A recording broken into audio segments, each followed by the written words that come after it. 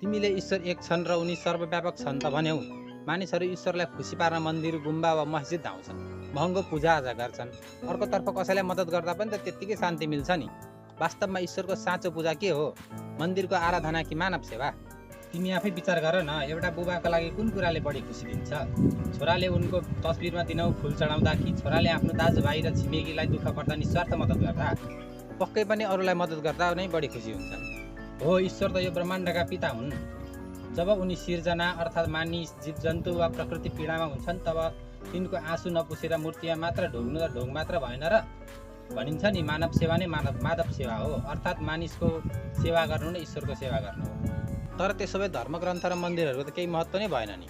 महत्त्व छ नि, तर त्यसलाई बुझ्ने तरिका फरक हुनुपर्छ। मन्दिर वा धार्मिक स्थलहरू भनेको स्कुल जस्तै हो, जहाँ हामी प्रेम, करुणा र सदाचारका पाठ सिक्न जान्छौँ।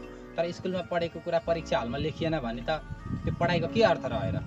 यो संसार नै हाम्रो परीक्षा हल हो र यहाँ गरिने सेवा नै हाम्रो वास्तविक परीक्षा हो। ओहो, कस्तो सटिक तर्क! हामी स्कुलमा मात्र बसिरहन खोज्छौँ तर बाहिर निस्किएर परीक्षा दिन डराउँछौँ। एकदम सही। मानवताभन्दा ठुलो कुनै धर्म छैन।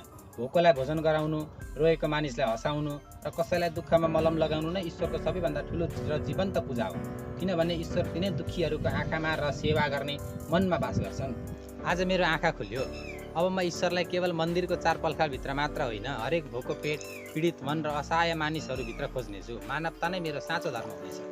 जब तिमीले यो कुरा व्यवहारमा उतार्छौ तब तिम्रो जीवन आफै एउटा सुन्दर प्रार्थना बन्नेछ।